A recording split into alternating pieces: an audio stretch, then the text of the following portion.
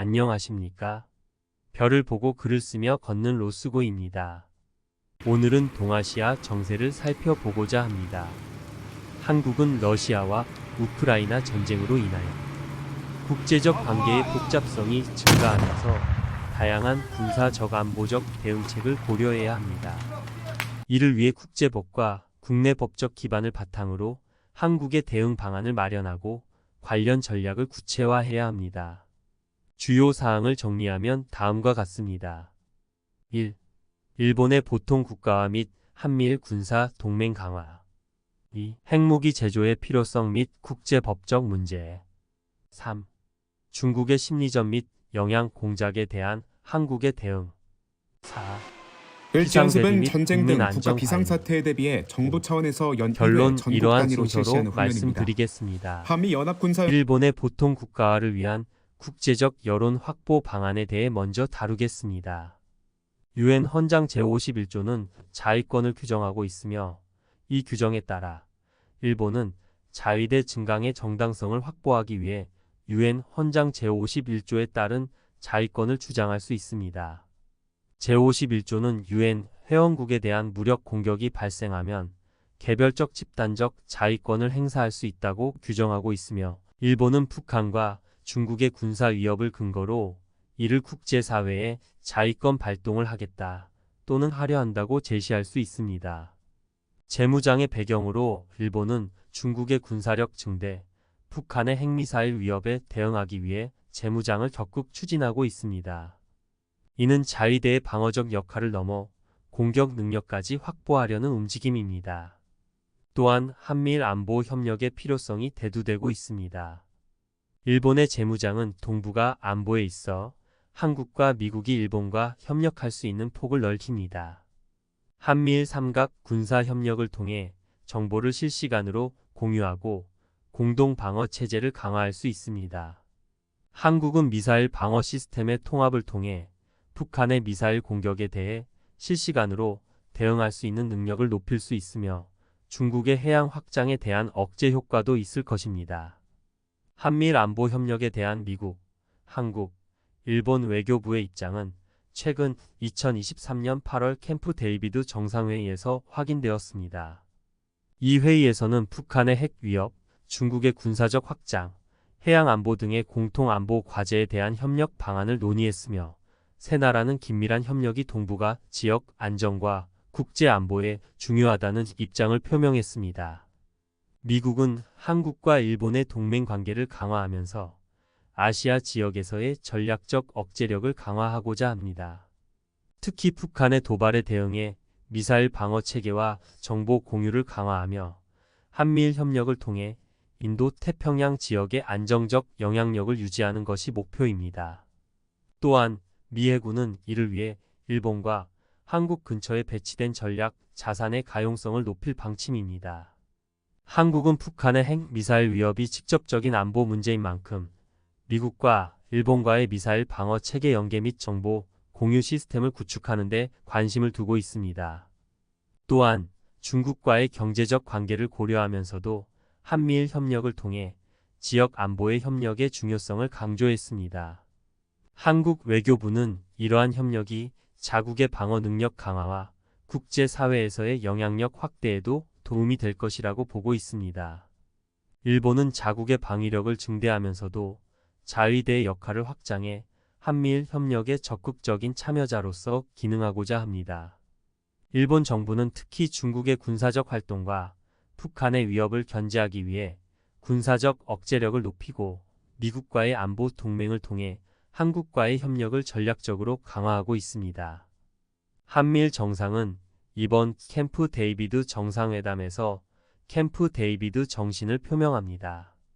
2023년 8월 18일에 발표한 성명의 내용은 한미일 정상회의 공동성명과 같은 해 12월 25일에 발표한 한미일 협력의 새 시대를 연 원년에서 캠프 데이비드 정신을 명시하며 이를 기반으로 정기적으로 안보 협력 대화를 이어가기로 했습니다. 이는 북한의 도발에 대한 공동 방어 체계 구축, 경제 안보 협력 강화, 신기술과 사이버 안보에 대한 대응력 증대 등 다방면에 걸친 협력을 포괄합니다. 이 협력각서의 주요 내용은 다음과 같습니다. 정보 공유, 북한의 핵 및 미사일 위협에 대응하기 위한 실시간 정보 공유 체계 구축, 공동 군사훈련과 전략적 자산 배치. 일본이 재무장함에 따라 한미일은 정기적인 합동 군사 훈련 실시로 해상, 공중에서 공동 군사 훈련을 실시하여 유사시 작전 능력을 극대화할 수 있습니다. 예를 들어 일본의 해상 자위대와 한국 해군의 협력이 강화된다면 북한 및 중국의 잠수함 전력에 대한 억제력을 크게 높일 수 있습니다. 유사시 신속한 대응을 위한 전략적 자산 배치 계획을 수립하였습니다. 한국과 일본 간의 군사 협력 조약은 정책 협의를 통해 주로 한미일 3국 간의 안보 협력의 일환으로 이루어집니다.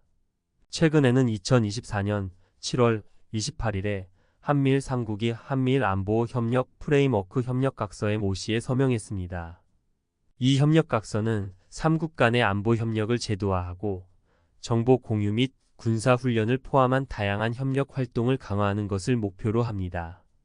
이 협력각서는 법적 구속력은 없지만 3국 간의 안보 협력을 강화하고 지속성을 보장하기 위한 중요한 문서로 평가받고 있습니다. 이 협력각서가 한일 간의 군사 협력을 강화하는 데 중요한 역할을 할 것으로 기대됩니다. 다음으로 한국 내 반일 여론 완화와 법적 근거에 대해 살펴보겠습니다. 한국은 일본과의 역사성 관계로 인해 반일 여론이 존재합니다. 그래서 일본의 무장을 반대하는 경향이 있습니다. 또한 일본국 헌법 제2장의 전쟁의 포기 즉 센소 노오키를 구성하는 단독 조문인 제9조에서 평화주의를 규정하고 있다.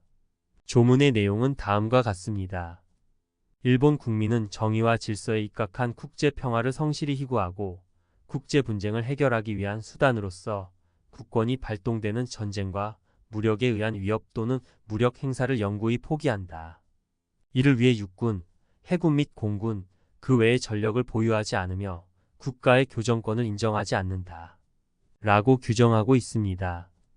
그러나 2014년 아베 정부는 헌법 해석을 변경해 집단 자위권을 제한적으로 허용했으며 이는 일본이 동맹국 방어에 참여할 수 있는 가능성을 열었습니다. 이는 일본이 동맹국이 공격을 받았을 때 자국이 직접 공격받지 않더라도 군사적으로 대응할 수 있는 권리를 의미합니다. 아베 정부는 국제 정세의 변화와 북한의 핵 및 미사일 위협 등을 이유로 들어 일본이 동맹국과의 협력을 통해 자국의 안보를 강화할 필요가 있다고 주장했습니다. 일본이 군사력을 강화하더라도 제9조에 의해 동맹국의 안보 및 자국의 안보를 목적에 의해 제한된다는 점을 설명하여 한국 내 우려를 완화해주면 이는 한미일 협력 강화로 이어질 수 있습니다. 이처럼 일본의 평화헌법 제9조는 군사력 사용에 제한을 두고 있지만 2014년 아베 정부가 헌법 해석을 변경하여 제한적 집단 자위권을 허용했습니다. 한국 내 전쟁 발생에 대한 우려 완화를 위해 일본 정부는 일본의 군사적 강화가 동맹국 방어 차원이라는 점을 강조하여 설득할 수 있어야 할 것입니다. 이는 한미일 3국 간 정보 공유 및 방어 체계를 강화하여 동아시아의 안정을 확보하는 데 기여할 것입니다. 이 헌법 규정에 대해서 일본 내 국민들의 의견은 찬성 반대로 나뉘어져 있습니다. 아베 정권의 집단적 자위권 정책에 대해 지지하는 사람들도 있지만 반대하는 사람들도 많습니다. 지지하는 사람들은 일본의 안보를 강화하고 국제사회에서의 역할을 확대하는 데 필요하다고 생각합니다. 반면 반대하는 사람들은 헌법 해석 변경이 법치주의를 훼손하고 일본의 평화주의의 원칙을 위협한다고 우려합니다. 특히 법치주의 훼손과 사례의 비현실성을 지적하는 비판은 일본 내에서 큰 반향을 일으켰습니다. 많은 국민들이 아베 정권의 정책이 일본의 전통적인 평화주의 노선을 벗어나고 있다고 생각하며 이에 대한 반발이 강하게 나타났습니다. 이러한 반발은 정치적, 사회적 논쟁을 불러일으키며 일본 사회 내에서 큰 이슈로 자리 잡았습니다. 여기서 사례의 비현실성이란 아베 정권이 집단적 자위권을 추진하면서 제시한 구체적인 사례들이 현실적이지 않다는 비판을 의미합니다. 예를 들어 일본이 동맹국을 방어하기 위해 군사력을 사용할 수 있는 상황을 가정할 때 이러한 상황이 실제로 발생할 가능성이 낮거나 그 사례들이 지나치게 이론적이라는 지적이 있습니다. 이러한 비판은 아베 정권이 집단적 자위권을 정당화하기 위해 제시한 시나리오들이 현실 세계에서 실제로 적용되기 어렵다는 점을 강조합니다. 이는 일본 국민들이 아베 정권의 정책이 실제로 일본의 안보를 강화하는 데 도움이 되지 않을 것이라는 우려를 반영합니다. 아베 정권이 집단적 자위권을 추진하면서 제시한 구체적인 사례는 크게 네 가지로 나누어 볼 수 있습니다.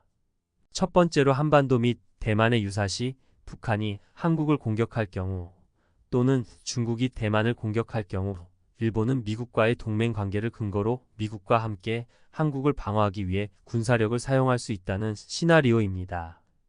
두 번째로 미국 함선 방어 일본 근처 해역에서 미국 함선이 공격받았을 때 일본이 이를 방어하기 위해 군사력을 사용할 수 있다는 시나리오입니다. 셋째, 유엔 평화유지군 지원 일본이 유엔 평화유지군 활동에 참여하여 동맹국이 공격받았을 때 이를 방어하기 위해 군사력을 사용할 수 있다는 시나리오입니다. 마지막으로 해상 교통로 보호 일본의 중요한 해상 교통로가 위협받을 경우 이를 보호하기 위해 군사력을 사용할 수 있다는 시나리오입니다. 삼한미일 동맹 관계의 중요성은 인도태평양 전략 방위에서 중요한 관계를 가지고 있습니다. 특히 일본과 미국은 오랜 동맹 관계를 유지하고 있으며 이는 양국 간의 군사적 협력을 강화하는 데 중요한 역할을 합니다. 게다가 만일 중국이 대만을 공격할 경우 미국은 대만을 방어하기 위해 군사력을 사용할 가능성이 높습니다. 이때 일본은 미국과의 동맹 관계를 근거로 집단적 자위권을 행사하여 미국과 함께 대만을 방어할 수 있습니다. 현재 이러한 실행의 현실화 가능성이 높아지고 있습니다.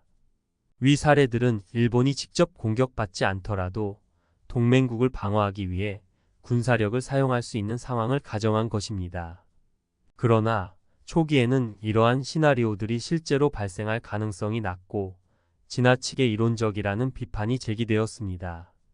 윤석정 국민대 일본학연구소 연구원과 김성조 순천대학교 사회교육과 조교수의 공동연구에서 아베 정권의 집단적 자위권 헌법 해석 변경과 일본의 정당 정치 7일 각의 결정 과정을 둘러싼 정당 정치 동학이란 논문에서 다음과 같이 주장했습니다. 여기에서 각의 결정이란 일본 정부의 내각이 공식적으로 내리는 결정을 의미합니다. 아베를 비롯한 집단적 자위권 추진 세력은 집단적 자위권에 지리적 제한을 두지 않는 전면적 행사를 주장했다고 언급했습니다. 물론 이에 대해서 찬성하는 의견도 있으나 황세희의 2017년 연구 논문은 집단적 자위권과 적극적 평화주의를 요시다 노선에 대한 우파 내셔널리즘의 반발 차원에서 논하는 연구입니다. 이 논문은 일본의 집단적 자위권과 적극적 평화주의 정책에 대한 우파 내셔널리즘의 반발을 분석한 것입니다. 그리고 실제로 일본 내각에서도 아베의 주장은 자민당 내 리버럴 세력과 연립 파트너인 공명당의 반대에 직면했습니다. 또한 야나기 사와는 2015의 논문 만국의 집단적 자위권에서 집단적 자위권과 적극적 평화주의를 요시다 노선에 대한 우파 내셔널리즘에 대한 반대를 논하는 연구를 발표합니다. 그 내용은 요시다 노선은 일본의 전후 평화주의와 경제 재건을 중시하는 정책으로 군사적 개입을 최소화하는 것을 목표로 합니다. 한다의 2014의 논문은 집단적 자위권과 적극적 평화주의를 요시다 노선에 대한 우파 내셔널리즘의 반발 차원에서 논하는 연구로서 집단적 자위권 행사에 대해 신중한 자세를 취해야 한다고 주장하며 일본이 계속 평화주의를 견지하면서 안보를 강화하는 방법을 고찰하고 있습니다. 한다는 아베 정권이 집단적 자위권을 추진하면서 헌법 해석을 변경한 과정에서 법적 정당성을 확보하지 못한 점을 지적합니다. 또한 집단적 자위권이 실제로 적용될 수 있는 사례들이 비현실적이며 이는 일본 국민의 안전을 보장하지 못할 것이라는 비판을 제기합니다. 그러나 위 내용에서 대만 진화 전쟁의 발생 가능성은 낮다고 평가하였으나 현재 진화의 대만 공격의 가능성이 높아지면서 현실화될 수 있는 상황이 전개되어지고 있습니다. 중국의 대만 공격 가능성이 높아지면서 아베 정권이 제시한 집단적 자위권 사례들이 현실화될 수 있는 상황이 되었습니다. 이러한 상황에서 일본의 군사적 개입은 국제법적으로 정당화될 수 있으며 이는 일본의 안보와 국제사회에서의 역할을 강화하는 데 중요한 의미를 가집니다. 이 시간에는 일본의 보통 국가화에 대한 이유와 현재 대립되는 상황을 살펴봤습니다. 이상 별을 보고 글을 쓰며 걷는 로스고였습니다.